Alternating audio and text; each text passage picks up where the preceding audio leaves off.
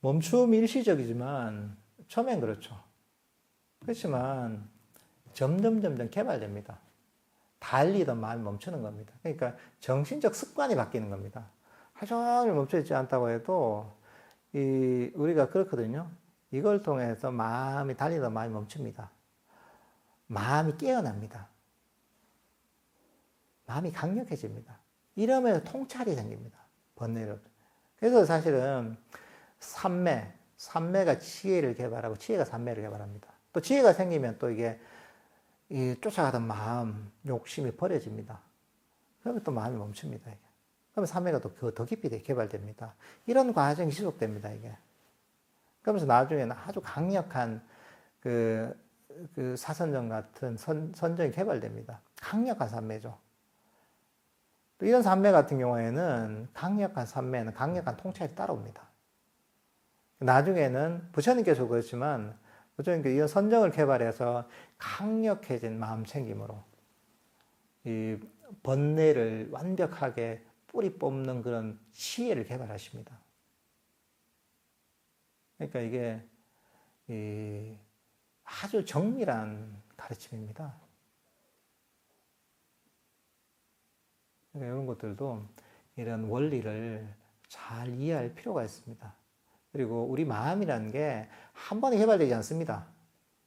여러분 한번 보세요. 이게 운동을 해보잖아요. 만약에 내가 나 몸을 좀 이제 여름을 대비해서 내가 식스팩을 만들어야 되겠어 한단 말이죠. 그 헬스장에 간단 말이죠. 하루 했어요. 이제 PT 한번 딱 했어요. 배를 보니까 그대로 나와 있어. 식스팩은 도대체 어딘지. 왜 저 헬스장 왜 저러냐고. 내가 운동했는데 식스팩이 왜 안 생기냐고. 근육 왜 안 생기냐고 한단 말이죠. 말이 됩니까? 말이 안 되죠. 하다못해 이런 몸에 근육이 생기는데도 시간이 걸립니다. 몸이 점점 변화하는 시간이 걸리죠. 마음도 마찬가지입니다. 한 번이 되는 게 됐어요. 점점 끊임없는 이 노력에 의해서 바른 방향성을 가진 노력에 의해서 우리가 점점 마음이 개발되게 되는 겁니다. 그러니까 점진적인 과정이지 내가 한번 생각하면 되는 게 아닙니다. 그건 자기 생각이죠. 내 생각만 바뀐 거지 내가 바뀐 건 아니에요. 헬스장에서 하루 운동했는데 내가 내 생각으로 식스팩이 생겼으면 좋겠다 하는 욕심이지 내 몸이 바뀐 건 아니에요. 내 마음도 똑같습니다. 내 생각이 바뀌고 내 욕심이 생긴다고 해서 그대로 바뀌는 게 아닙니다. 거기에 맞게 세상의 모든 건 인과관계잖아요. 어떤 내가 원하는 결과가 있다면 그 결과가 나올 수 있는 정확한 원인을 심어야 되는 겁니다. 이게 인과법, 이게 연기법입니다. 그러니까 이제 내가 원하는 결과를 얻으려면 정확한 방법으로 그 원인을 실천해야 됩니다. 부처님께서 가르치신 것이 바로 그 정확한 원인을 심는 것을 가르치신 거죠. 근데 아무리 애를 써도 시킨 대로 안 하면 소용이 없습니다. 광주로 내가 가라고 하는데 열심히 서울로 운전해서 가면 무슨 소용이 있어요? 아무 소용이 없습니다. 그러니까 진짜 중요한 게 부처님이 말하신 걸 제대로 이해하고 그 배운 대로 그대로 실천해야 됩니다. 그대로 정말 이제 수학 문제를 풀듯이 수학 문제 풀 때 그렇잖아요. 공식을 이해해서 그대로 적용해야 수학 문제 풀리잖아요. 엉뚱한 공식을 적용하면 문제가 안 풀립니다. 똑같습니다. 이것도 부처님이 가르침을 정확하게 해서 배운 대로 그대로 실천하면 문제가 풀리게 됐습니다. 점진적으로. 100%입니다. 이거는.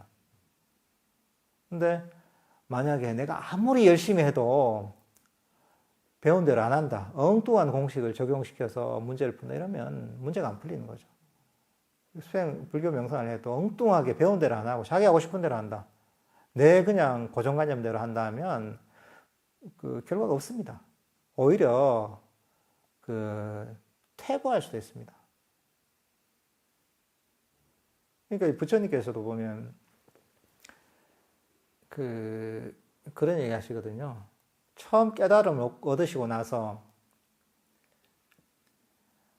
이게 내 이 법은 너무 미묘하고 중생들의 욕망을 거슬러 가는 것이고 이해하기 어렵기 때문에 내가 설해도 알아듣지도 못하겠구나. 그러니까 내가 괜히 피곤하기만 하니까 그냥 바로 내가 그냥 열반에 들어야 되겠다. 이렇게 생각을 하세요. 나중에 이제 범천이 이제 부처님을 설득해서 이제 바로 열반에 드시지 않고 법을 설하시긴 하는데, 근데 어떻게 보면 여기서 부처님께서 처음 생각하셨던 이게 미미하고 욕망의 흐름을 거스르고 법무들이 이해할 수 없다는 게 사실 그거예요. 사람들의 욕망의 그런 프레임을 가지고 모든 것을 바라보기 때문에 부처님 법을 이해하기 힘든 거죠. 그러니까 그렇게 되면 잘못 이해하는 거죠. 그러니까 정확하게 수학 공부한다고 생각하세요. 수학 공부한다고 생각하고 그걸 정확하게 정밀하게 이해해서 정확하게 적용시키는 것. 이게 사실은 관건입니다. 빨리 하는 거 중요하지 않습니다. 빨리 가는 사람 다 틀렸습니다. 문제 다 틀려요. 문제 틀리는데 무슨 소용이 있어요. 빨리 가봤자. 그러니까 천천히 가더라도 정확하게 이렇게 하시는 게 중요합니다. 명상할 때 갑자기 눈물이 나오는데 이럴 때는 어떻게 하는지 궁금합니다. 아마 뭐 명상하면서 뭐 평소에 느끼지 못한 뭐 마음이랄까 감정이랄까 이런 게 올라올 때가 있거든요. 좋은 겁니다, 이게. 어쨌든 뭔가 변화가 있으니까 눈물도 나고 하는 겁니다. 아무것도 안 하면 아무 변화가 없습니다. 그러니까 뭐 내가 명상을 하다 보니까 내면에 뭐 깊숙이 있던 게 뭐가 올라왔구나 그런 경우가 많습니다. 명상하다 보면 진짜 생각지도 못했던 막 어린 시절 막 기억도 떠오르고 막 이게 막 변화가 일어나는 거예요. 막 뒤집히는 거예요. 이 내면 깊숙이. 그러면서 정화가 되는 겁니다, 이게. 나중에는 우리가 이 종기 같으면 고름이 터져야지 이 종기가 났잖아요. 그런 것처럼 우리 마음에도 보면 명상하다 보면 이런저런 마음의 혼란도 있을 수 있고 변화도 있을 수 있습니다. 그러니까 그런 것들도 발전하기 위해서 그런 현상이 나타나는 것이기 때문에 그래 내 눈물이 나면 내가 이 명상을 통해서 마음이 뭔가 좀 변화가 있고 정화가 되는 과정이다 이렇게 생각하시면 좋을 것 같습니다.